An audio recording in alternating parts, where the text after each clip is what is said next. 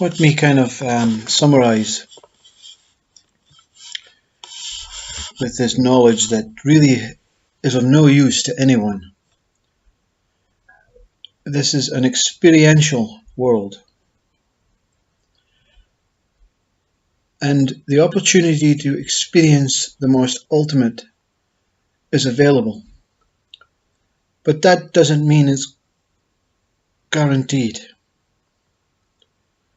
Something in this universal domain has to truly trust, a two-way trust.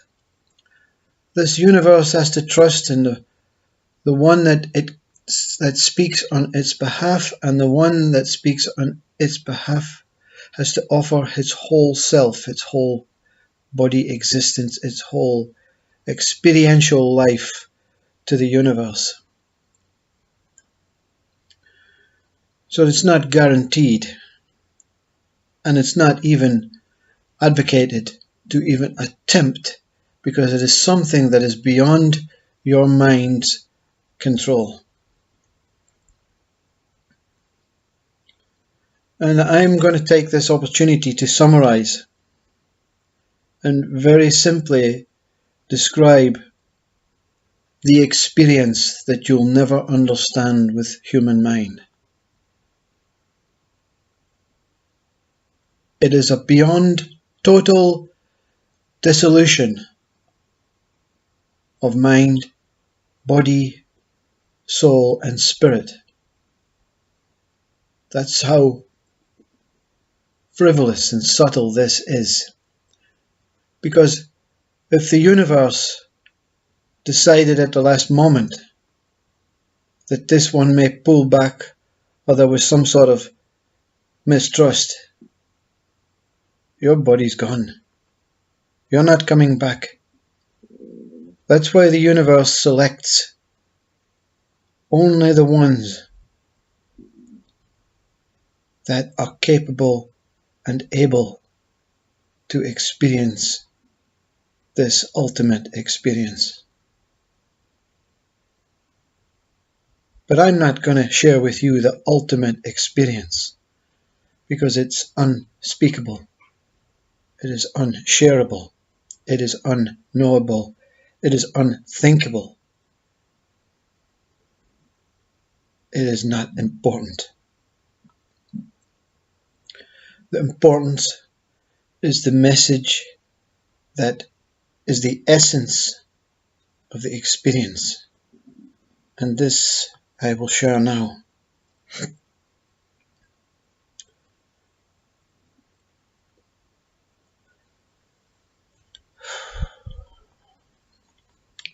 Consciousness is all that exists.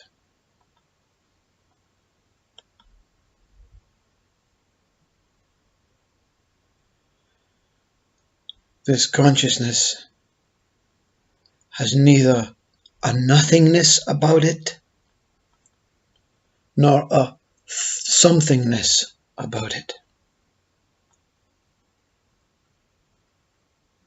Nothing and something are born from consciousness, so that consciousness can experience itself, whatever it is, as something and nothing. Okay?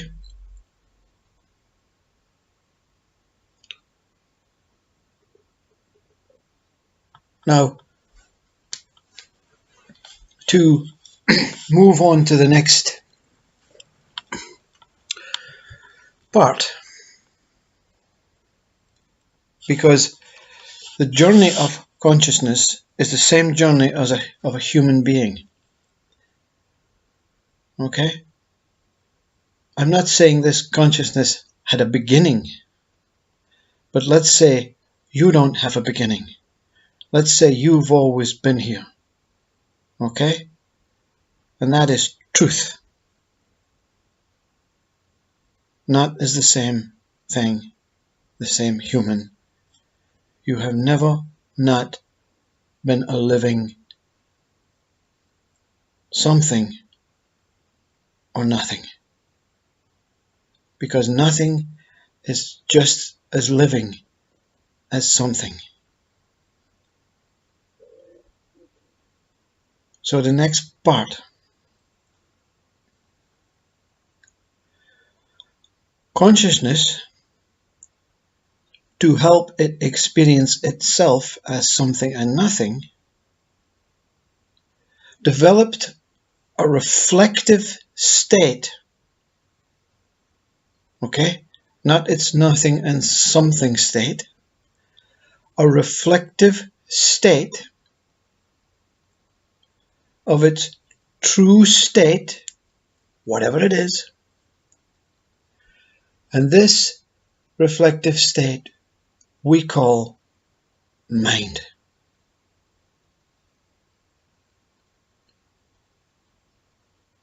Okay? So all of mind is actually a reflection of truth. But that gets complicated when the mind grows tentacles on its own. But that's not important right now. So this reflective state of itself is called mind. So anything that is of pure mind is a reflection of this whole consciousness that is the only thing that exists. The only thing and no thing.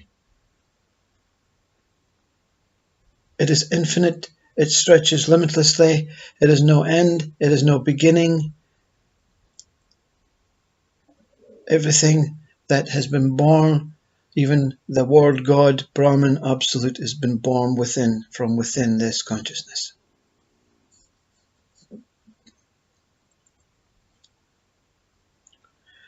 Now, so the mind world is a reflection of the consciousness desiring to experience itself as nothing and something states. So the mind world creates this world, your body, your whole personage, to experience itself, and you call yourself a something, as a something state. So you are mind pretending it's something. To experience nothing, it creates what we call space. Space that we move through. And reflective nothing and something state is when the body experiences it is doing something, and when it's asleep at night, it is doing nothing.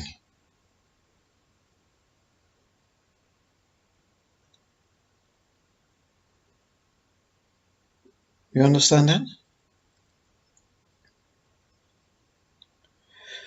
So the true consciousness state is beyond birth, death, or desires to experience.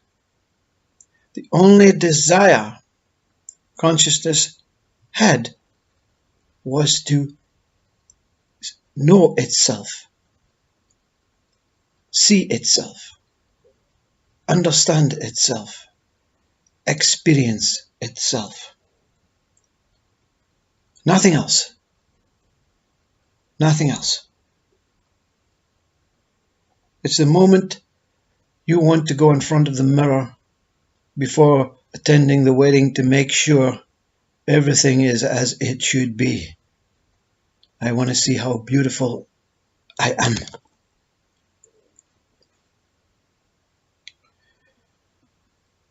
Now, the question we have as human beings is,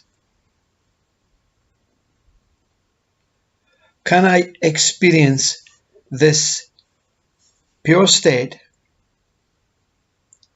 that I am?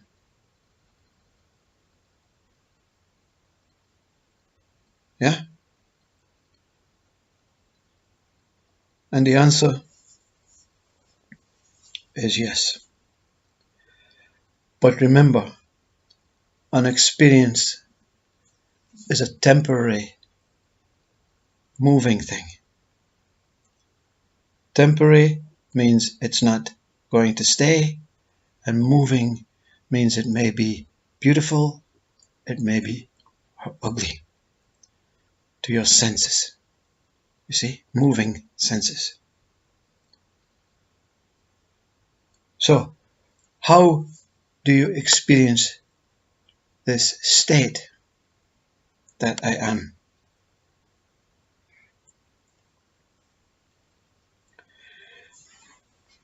It's very simple. The reflective state of consciousness has to go. Mind has to go.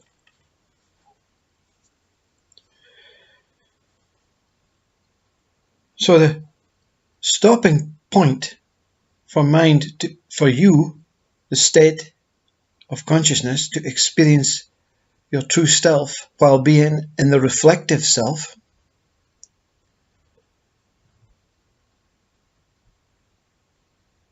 has to overcome that the idea of losing mind can be overcome. Understand this? The fear of losing mind, which is absolutely connected to your body,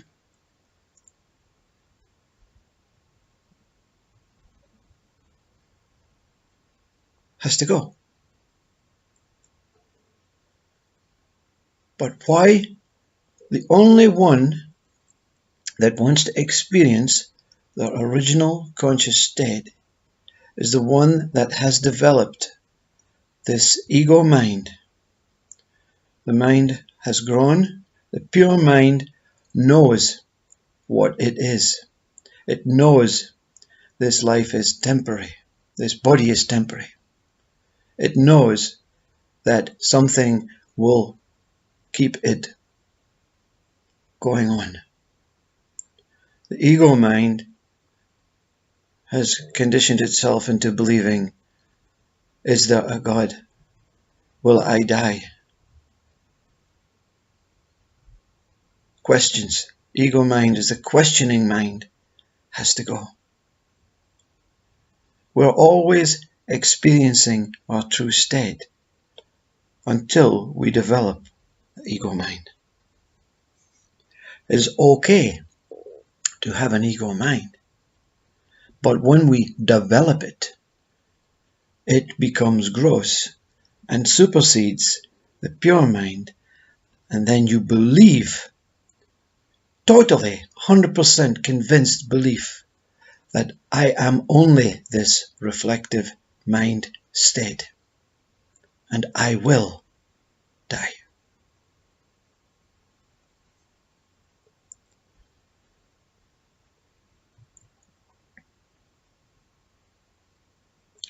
So, to know or realize this state that ego mind seeks for its own pleasure of saying, ha ha ha, see, you were fooled into pursuing a dream that was never not a dream. I fooled you, this ego I fooled you into dreaming about you thinking you are temporary and a reflective state when all along I knew you were truth. There is no separation between ego mind and pure mind. Consciousness cannot control the reflective state it created. When you give life to your child, you can control it up until a stage where it develops its own mind and it says, no, I'm not doing that anymore. I am independent. You see? Everything has its value.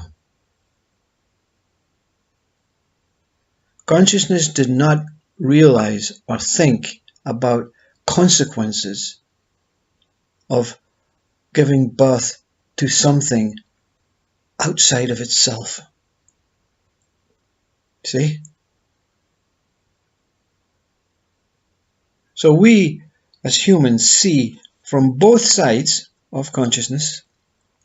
We see the total value of wanting to know ourselves, experience ourselves, and love everyone.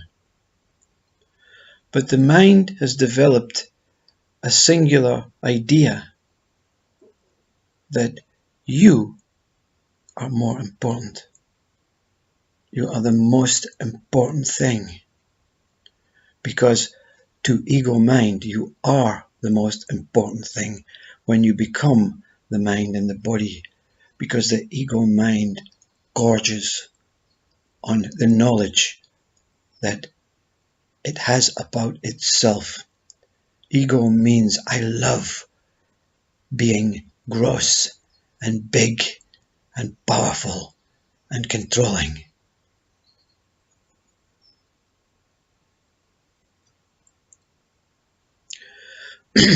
So to know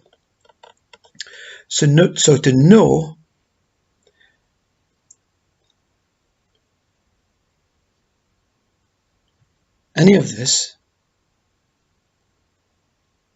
to completely separate yourself from an ego state,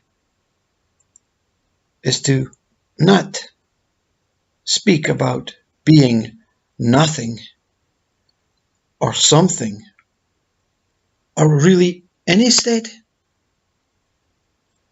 until ego leaves on its own.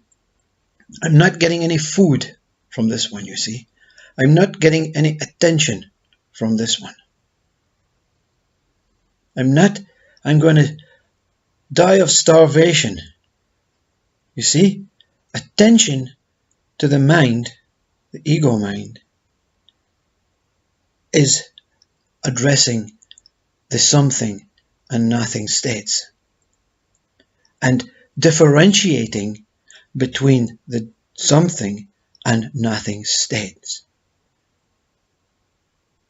I don't want to go through my life being a nothing. So you are giving the ego attention 100% into its something state.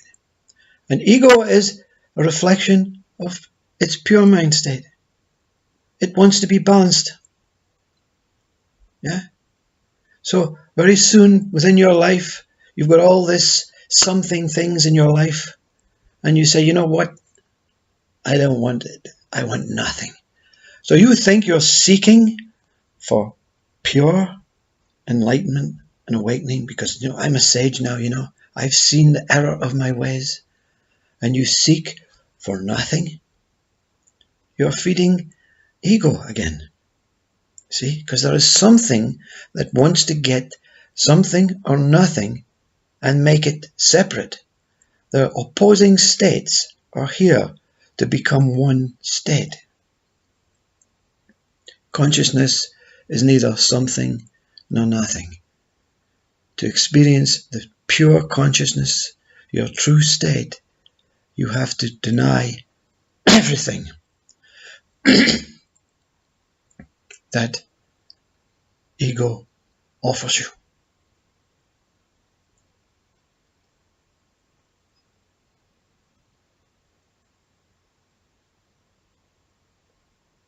So You're ignoring, but you're not rejecting your mind. Any offers of something and nothing. An offering from ego is a thought. It says, my God, you look in the mirror, you're so fat. That's a something offering. And what do you want to do? You want to go to the opposing side and say, well, I have to reduce the fat to become lesser. Yeah? So there is an action taken, but it doesn't matter about the action. The action is good. It's the idea that ego has said, it's not interested in action, ego. And ego is not interested in how you look after your body. You know how to look after your body. Ego is a constant reminder to keep attention on what it's saying about itself. Ego is fat, you see? Your body is not fat. Ego is fat. Ego loves being fat, and ego loves being skinny. Because it's going to tell you, the one that looks in the mirror, you're too skinny. It's the attention to ego that fulfills its desire to be given attention.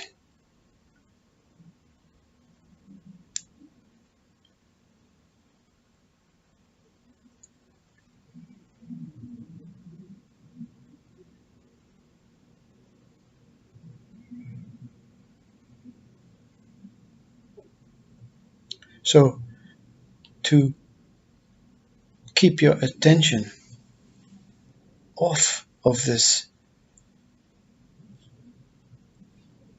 attentive mind,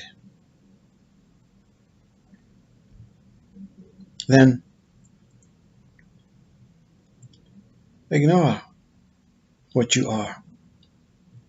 Ignore what the mind says about yourself. If the mind says something about the world, there's nothing you can do about it. There's absolutely nothing that you can do to change anything in this world. If there is corruption seen, ego is putting its attention on look at the corruption. Because ego has millions and millions of masks. But the world outside is seen as a valued piece from consciousness and pure mind. So there's a subtle difference between wanting to help the world and helping the world. You see? Helping the world is a doing. Wanting to help the world is a thought. Okay? So those who want to help the world are giving ego attention. Those who are helping the world, and I'm not here to investigate what your idea of helping is, but acting to keep this earth safe and healthy, and the people in it safe and healthy, is a pure mind state, trying to balance itself out with the ego state, who simply sits, watches TV, and gorges on the idea that if they were in the position, they could do it better. And ego is loving this attention. There is a very subtle difference between ego and pure mind. They are the same mind, that's wearing different costumes.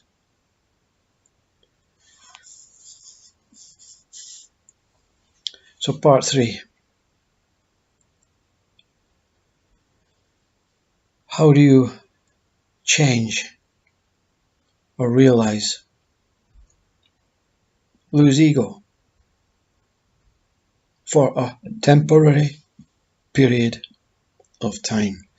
Because it cannot be permanent. The rotten parts of ego has to die. The real parts, that you are a human, you are a body that has to live and has to make sure it stays alive, is also an ego idea, but it is the most important state of ego. To keep yourself safe and free from corruption, harm, and ideas of following ego, the ideas of intending to do things in the future and reverting to how good you were in the past or how bad you were in the past. Ego is now becoming attentive on itself.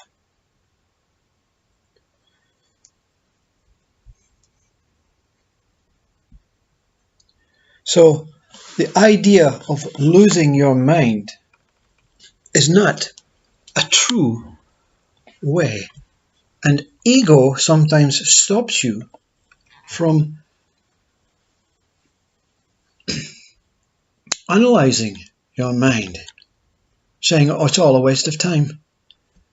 You know, come and see this. Come, I've got some cakes in the oven, in the fridge for you. You know, and then it tells you in the mirror you're fat. You know, so ego will always tell you it's a waste of time.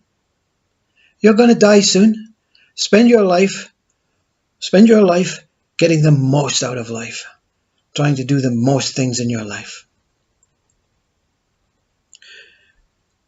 So the fear of losing the mind is the fear of ego saying, you're going to lose your mind. You're going to fall into some state of nirvana. You're going to die and become some sort of ghost. No one will see you. No one will love you. Your family will be disappointed. Everything is going to crumble. Your world is going to crumble. And ego is a reflective state of consciousness, and ego is reflecting itself. It's speaking to itself. Because when it cannot get food from your attention, it gets food from its own self. Have you ever heard of animals who store food up, and when they don't get any more food, I think the deer is a great example. In the wintertime, they regurgitate the food that they have by the stomach speaking to itself. This is a form of ego.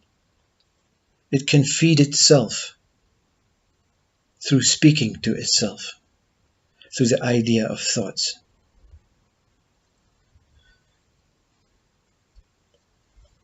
So, if mind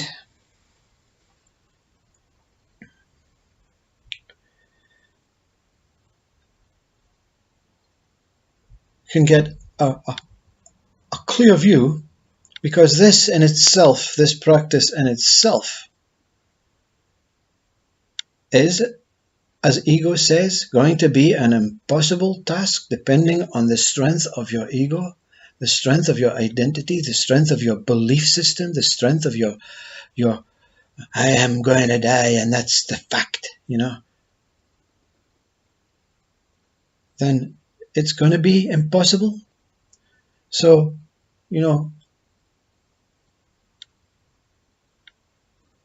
part 3 cannot begin until part 2 has been really, really digested. So I'll share with you part 3, and you can listen to this if you feel that these first 2 parts make any sense.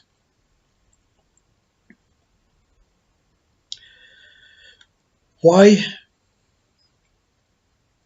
are you frightened Why are you frightened to lose your mind? Well, you're not frightened to lose your mind because you're consciousness. You never had a mind in the first place. But the idea of losing your mind means the idea of the something world disappears, the nothing world disappears. I get Alzheimer's, and I'll never be able to share and serve out this beautiful existence without it.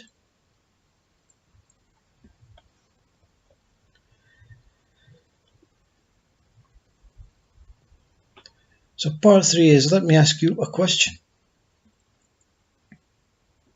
If you have a something thought, or you see a thing, a form, your body, if you experience it, if you see it, if you think it, if you can identify with it, okay? Can you be that thing? Can you be that thing? Can you be your body if you, the one, can actually experience it, see it, sense it, know it, understand it? Are you not separate from being the witness of your body as well as being your body? You know, I'm not trying to disconnect you from your mind, because your mind is your body. Okay? This is the opening. You're not saying, okay, bye-bye to my body. I'm separate. You know, I'm going to move out. You know, the body might not like me. It's a revelational experience to realize that you are this body. You love your body. No one is saying become separate from your body. But the knowledge, the knowing that the separation is the separation from ego mind. Now please stay with this. The ego mind is saying your body's fat, your body's thin, your body's gross, your body's spotty, your body's this, your body's beautiful today. Yeah, that's pure mind. Your body is beautiful today. Yeah? Because you don't have to take any action with this thought. Your body is spotty, you're going to have to put cream on, you're going to have to take action. So both have contradicted themselves. So the idea that you being able to witness the chair in front of you, understand the chair, know the chair, and sense the chair, and experience the chair, you know you're not the chair. Yet, you know that the body can be sensed, experienced, touched, understood, and known. But you believe you are it.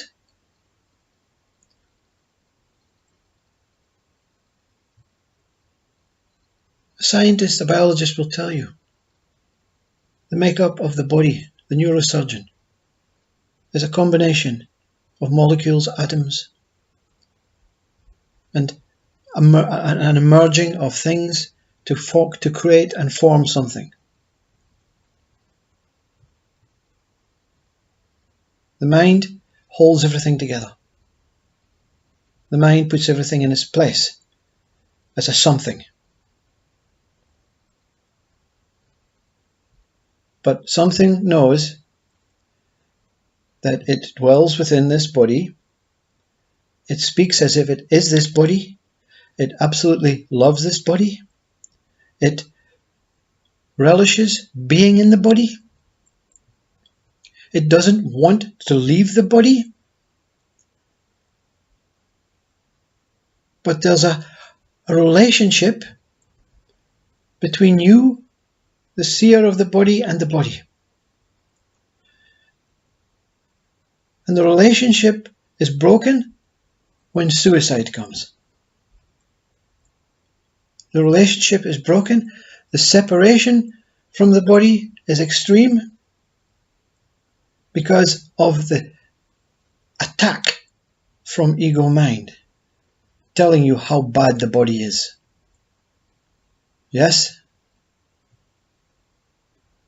No one is saying become separate from your devoted body. It is the most important thing. The highest vessel, higher than Concorde, the spaceship to Mars, the moon. It is your total connection between being a human being and living out the dream that you had of experiencing yourself. Because consciousness, the one that knows that it is not the body, cannot be separate because it has created the body, but it is before body. You see? If body goes, you can't go. There's nowhere for you to go. That can be dangerous because people can then say, well, you know what, I'm having a shit life, so I'm going to just end it. But life is of no use without a body. How long will you wait for the next one? That's why all these biblical messages of hell and heaven are put in place. Hell is the idea that you can control everything, that you can control even what body you want to take, when you leave it. Yeah? That's ego is hell. Get rid of your body. You're shit, you're a failure, you're weak. Yeah? Ego is the controlling mind. This body is a vessel. That's all you have to do, right? Remove the thought that you're totally connected, but you do not want to be disconnected. There may be a space in your life, a space between you and the body. And when this space between you, identifying you as being not the body, totally, you'll experience other bodies. This space allows more bodies to come in, you see. You don't lose your human body. It's a thought. You're removing the thought that you are this body only. Spirit body, subtle body, soul body, godly body, Holy Spirit body. You become as big as ego, but this is pure evolution. Ego wants you to concentrate on the gross body, the human body, and fill it up as much, take out as much, build it up as much, care for it as much. And that is important if it's to help you maintain a good, healthy body. But pure mind, consciousness, wants you to become many bodies. The idea of a world full of beautiful, saintly bodies, subtle bodies, spirit bodies, godly bodies, Christ bodies, living within your human body, experiencing and overcoming ego through becoming an absolute pure mind, is total joy. This is the way forward for humanity, is to be balanced, love your human body, but invite more bodies in, invite the Satguru in, invite all the loving bodies, all the bodies from the other side in, your past family bodies are within you. Ego has shut the door and said only your human body is important and that's all you have to worry about. And Francis of Assisi says, I went inside, I removed this gap between myself and my human body, and I opened the door and I saw myself on the other side. Myself is not a reflective human body state. Myself is the whole self. Anyone that wants to come in can come in. Sometimes a body that should not come in comes in, but is immediately disposed of because it's surrounded by spirit, saint, soul, Christ, godly bodies, devoured.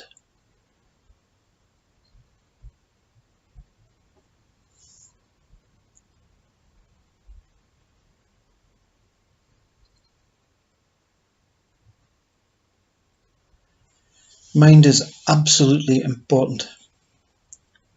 Everything is mind, everything is thought. It is absolutely important. The quality of your mind is the quality of realizing that I want to be balanced. I want to be balanced. I want some ego. I want some pure mind. I want some consciousness. I want some God. I want some Holy Spirit. I want some soul. I want some peace. And I want some experience. Take an equal portion of all of these, put them in the cake of yourself, and you realize consciousness, your true state. Mind has not been lost. Mind has actually helped you. This mind may be helping you, but your mind, the mind that you dispose of, watch, analyze, consider, think. How do you do this? Part 4.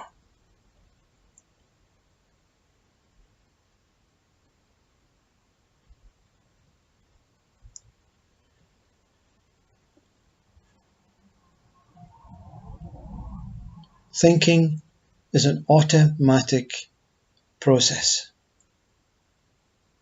No one can dispose of or change or control or do away with or improve any thoughts. We're not speaking about action. We're not speaking about taking action on any thoughts. We're speaking about the thoughts. Okay? Action is something that goes on itself. You are not in control of your actions, but the thoughts pretend they are control of your actions. So the thoughts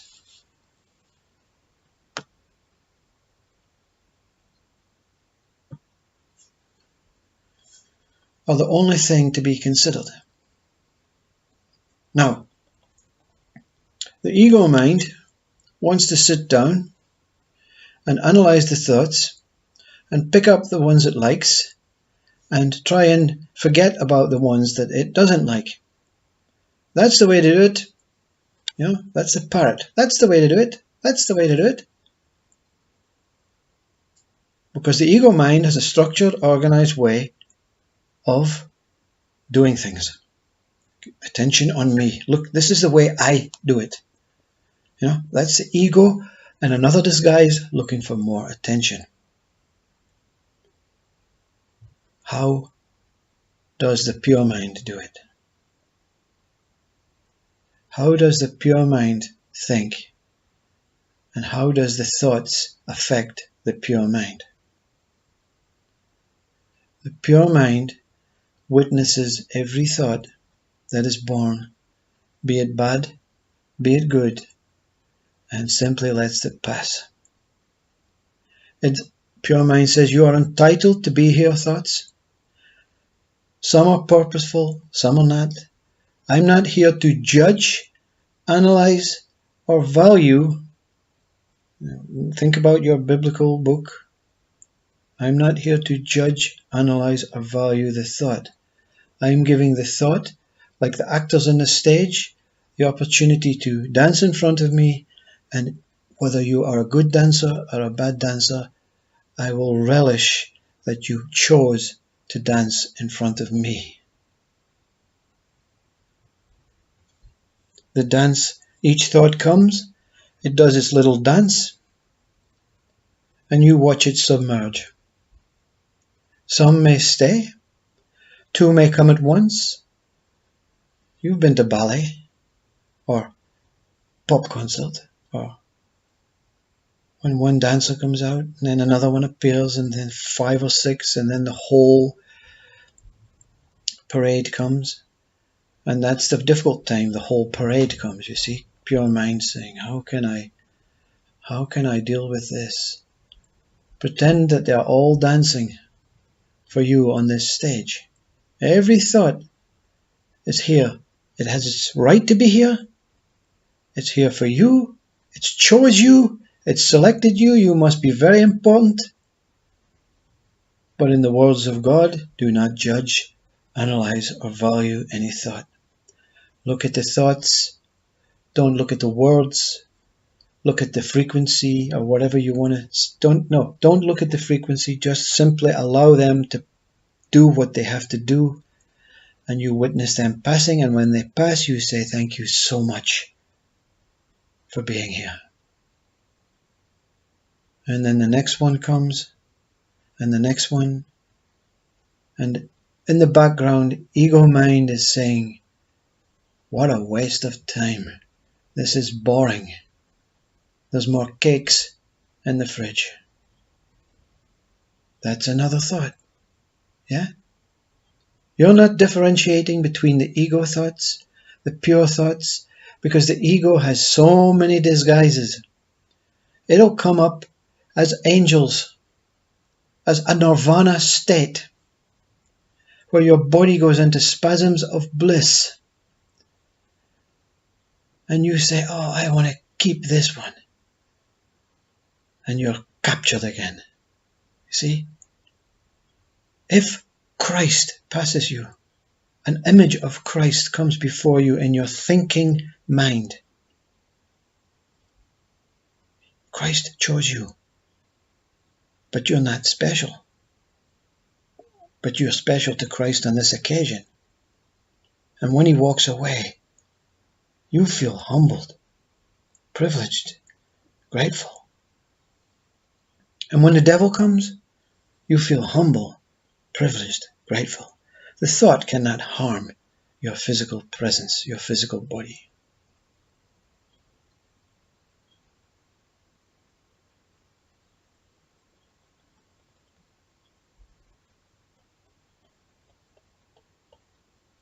Sit with the thoughts.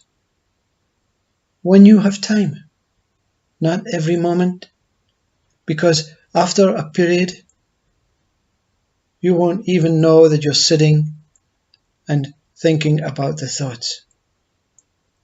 You're not thinking about the thoughts, you're accepting the thoughts, you're trusting the thoughts, and they're going. They're not doing anything. And then when you think you're free, you sit down and your head becomes lighter and everything becomes wonderful. And the attack on ego is tenfold. You're a fat, lazy bastard. Sitting like this every day while your family are working, your garden is growing, and you say, thank you for choosing me. This can go on for many, many months.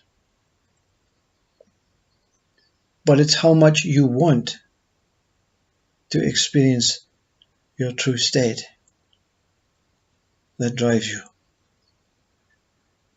Some stop and find that their life is slightly more content, and that's fine.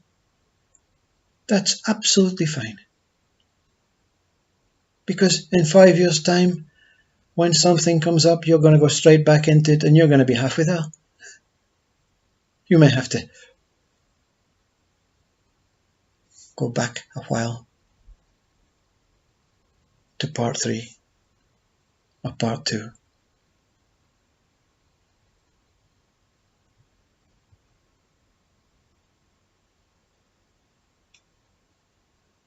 You're sitting in this beautiful space of emptiness.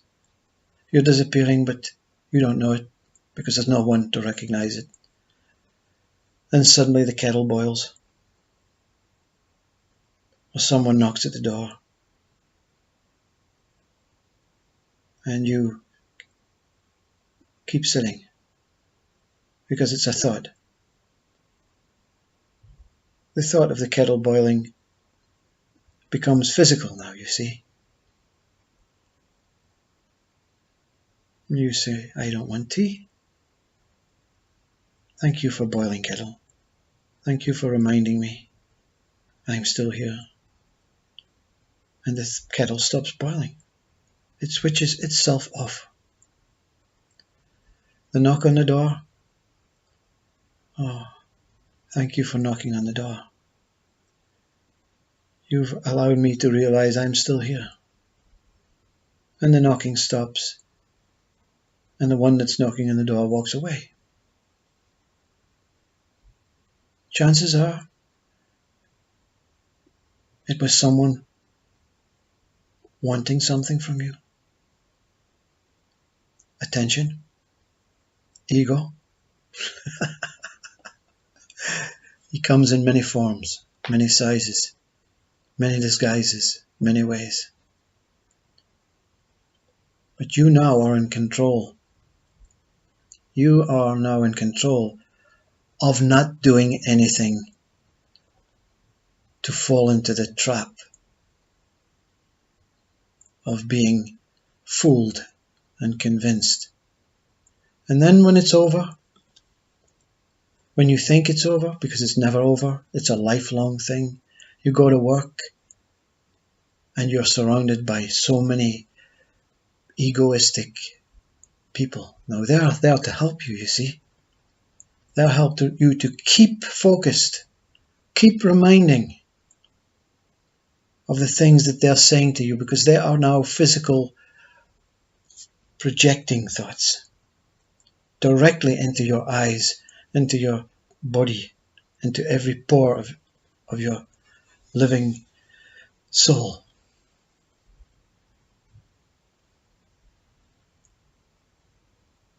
During the removal of these thoughts, or the thoughts coming and going, the space may get bigger.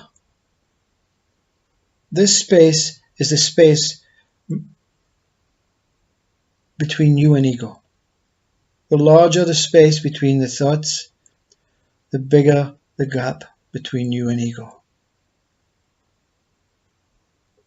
You're also removing the idea that you are totally this body without doing anything. You're not taking any action. You're not concerned about dying. You're not concerned about being anything other than free whilst in the body. Without the body, no thoughts can come in. Without no thoughts coming in, you cannot be free. You see? All our lives, we get information about how to do things, how not to do things. Thoughts are bad, thoughts are good. The space between the thoughts is the space between good and bad. The space between the thoughts of good and bad is consciousness. Because consciousness does not see nothing or something. It is not nothing or something. It can never be nothing or something. because it's beyond that. It's pure, undiluted love. The space between the thoughts takes you to love. Pure, undiluted, omnipotent, omnipresent, undisturbed, tranquil, serene, free, empty, full, and loving love.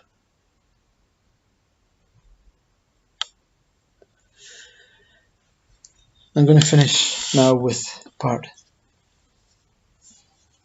5, because the speaker cannot do anything other than point you to the space between the thoughts, the space between breath, the space between ego and pure mind, the space between your body and yourself, the space between good and bad, the space between pain and pleasure. And it's like it's creating a division. But when the space is experienced, when you fall into the abyss, there's no one falling, it's a thought, which will be past, obviously. But when this thought falls into the abyss, this space, something re-emerges. In Christ, he calls it being reborn. And when you reappear, you won't go around telling everyone about your experiences in an egoistic way. There may be some sort of sharing to the ones that you trust.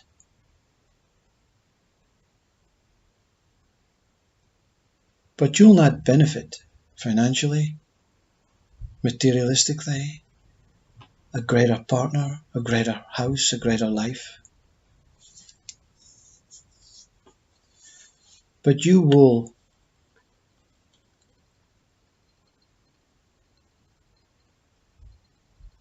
sort or merge, re-emerge as the whole thing. So the division is like becoming dual, becoming separate. But consciousness has given rebirth to the mind that had been invading you. Your ego mind returns the same state as pure mind. Pure mind never left in its original state. Consciousness never left in its original state. Your body wasn't harmed or touched or took any action. So it still is in its original state. But soul, spirit, conscious God, the essence of godliness has emerged when reunited in this space. And you return as one whole being. You are this body. You are consciousness. You are mind. You are ego mind. You are birth. You are death. You are total life. You are an experiencer. You are a pain body, a pleasure body, a soul body, a spirit body. You are compassionate, kind. You are angry. You are irritable. But the essence of everyone, every single state holds the same essence. I love who I am. And what I am is this whole consciousness. And every single thing that I perceive is the same as what I am. You never know what it is to dislike, hate, despise. You may experience that from other bodies, but it doesn't touch you.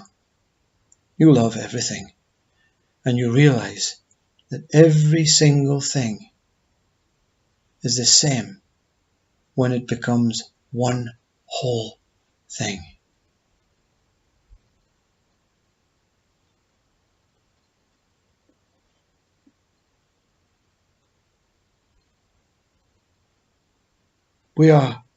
We as true consciousness, this in-between state of nothing and something, have been given a mind to help experience and understand this nothing and something state world. When you believe totally you are something, or when you believe totally you are nothing, you become separated from your true self.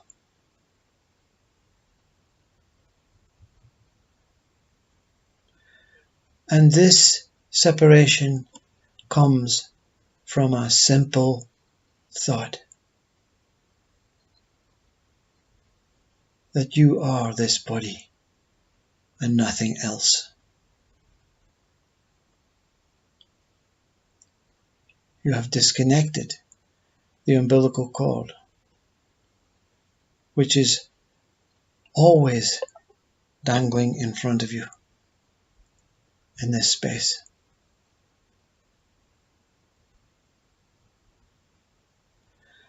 We, consciousness, are living a dual life.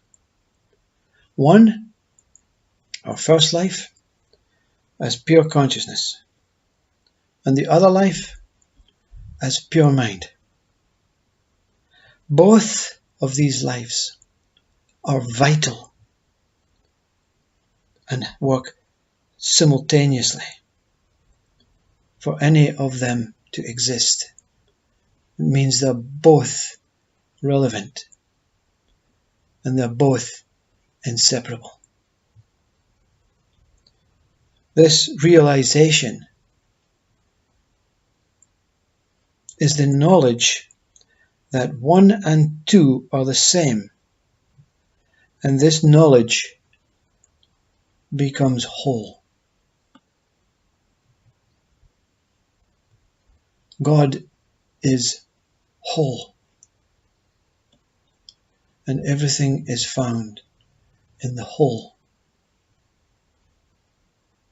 When you fall into the space,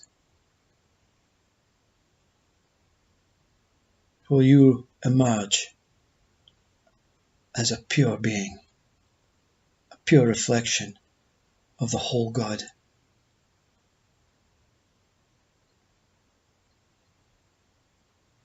So when this mind goes and the body goes, what we call end of body life, where can you go? Where can you go? Mind gone? Body gone?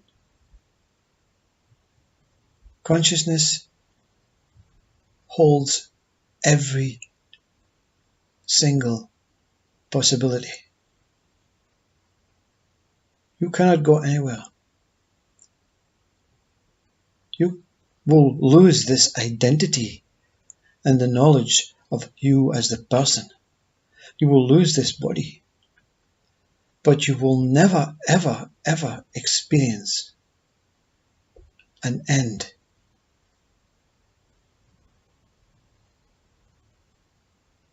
Until consciousness,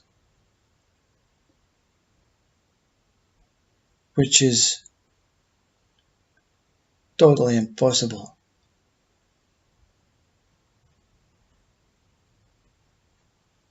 Returns itself home. And that means you home. Whatever you are.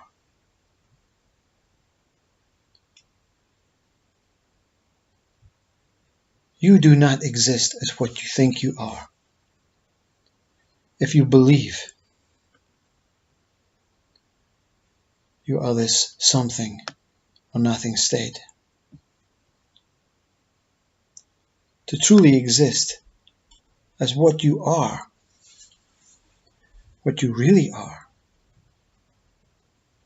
you will never ever experience yourself as what you really are without the mind. The mind always gets the last answer.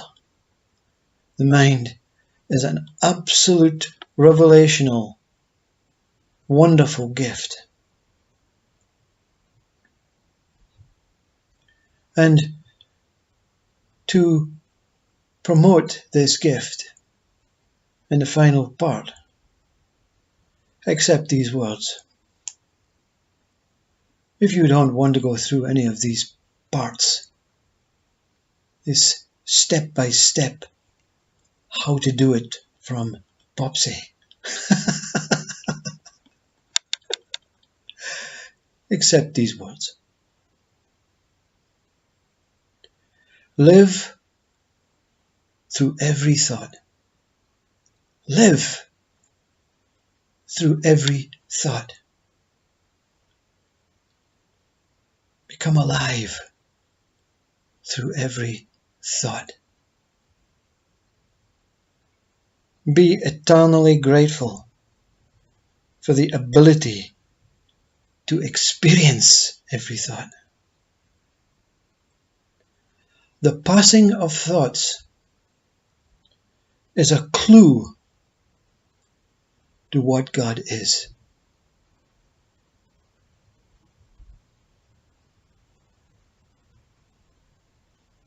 God is whole consciousness and beyond.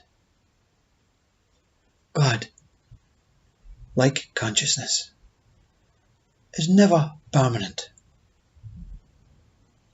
It, the name of God, is movement in all aspects. The body may be a moving form, and everything inside it is also moving. But God is not the form, but the movement that holds all forms together as one. Our job as this mind is to reflect God by seeing every form as one. Same form. One whole world with one name. And everything inside it simply a moving thought from God that I am. Form is space, and space is form. So all is one same thing, and nothing. Everything the same one, just like God. Everything is built on the same one consciousness, consciousness of God.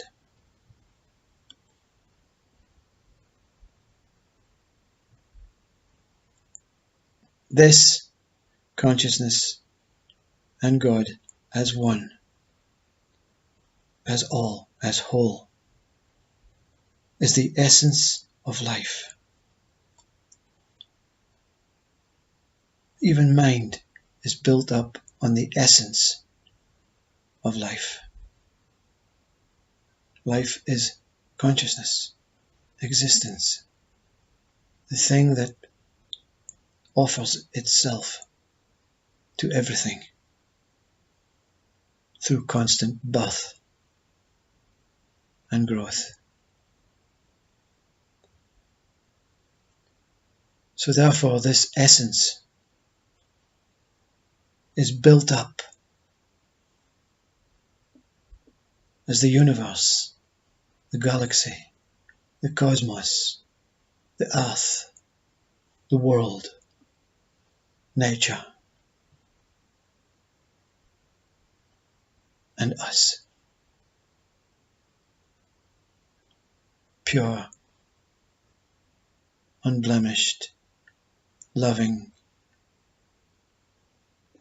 free consciousness. That what is consciousness. And I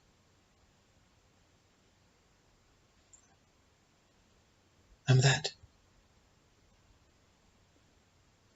I am. One mirror, one moment, one whole, one love.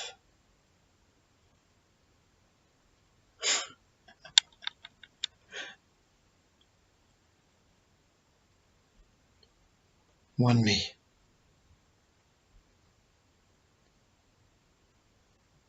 And one I.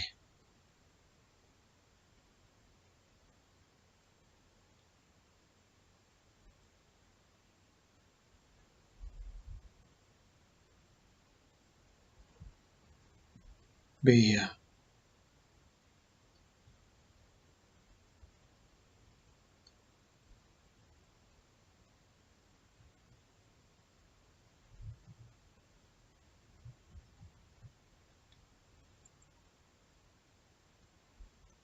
As this truth.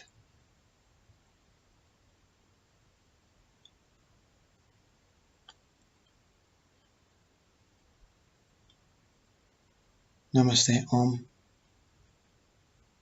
I thank God every day for the words that come with no effort. I thank God every day for the revolution of mankind that is taking place.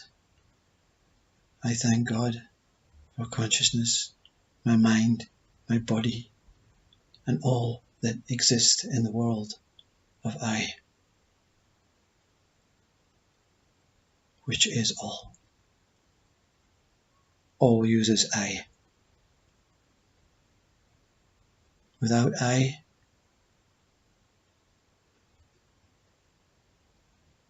only God. But where can I be?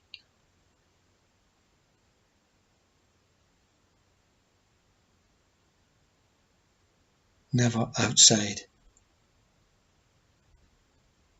never inside, always God.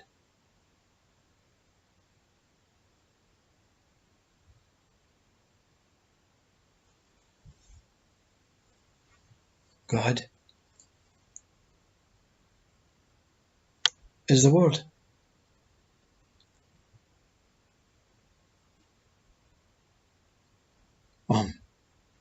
Thank you.